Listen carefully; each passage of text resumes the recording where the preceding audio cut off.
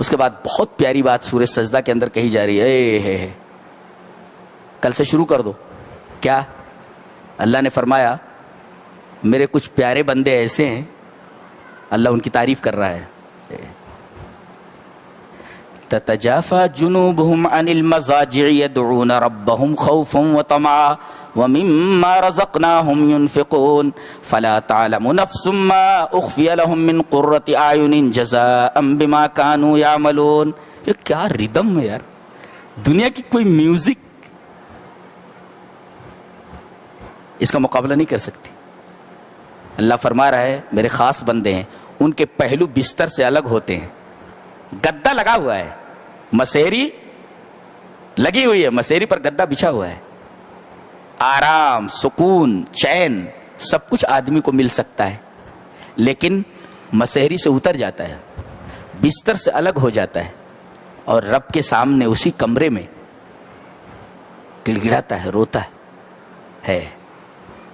تتجافى جنوبهم عن المضاجع، بستروں سے ان کے پہلو الگ ہوتے ہیں.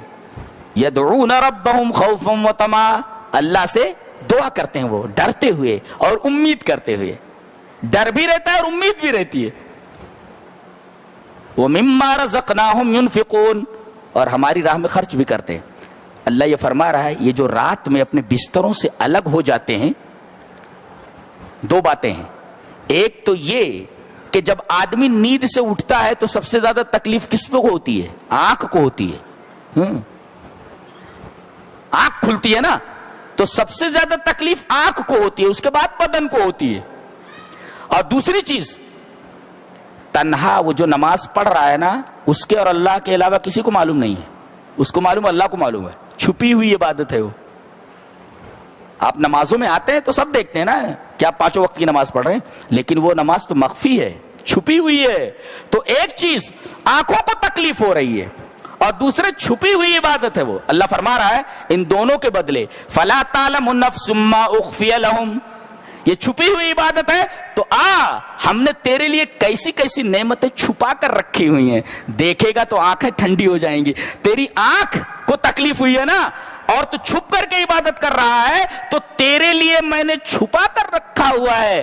ایسی ایسی نعمتیں چھپا کر رکھی ہوئی ہیں جسے آنکھوں نے دیکھا نہیں، کانوں نے سنا نہیں اور دل پر اس کا خیال بھی نہیں گزرا. تو دیکھیے مخفی عبادت ہے تو اللہ کہہ رہا چھپا کر کی ہے عبادت، تو میں نے نعمتیں بھی تیرے لیے خاص چھپا کر رکھی ہوئی ہیں.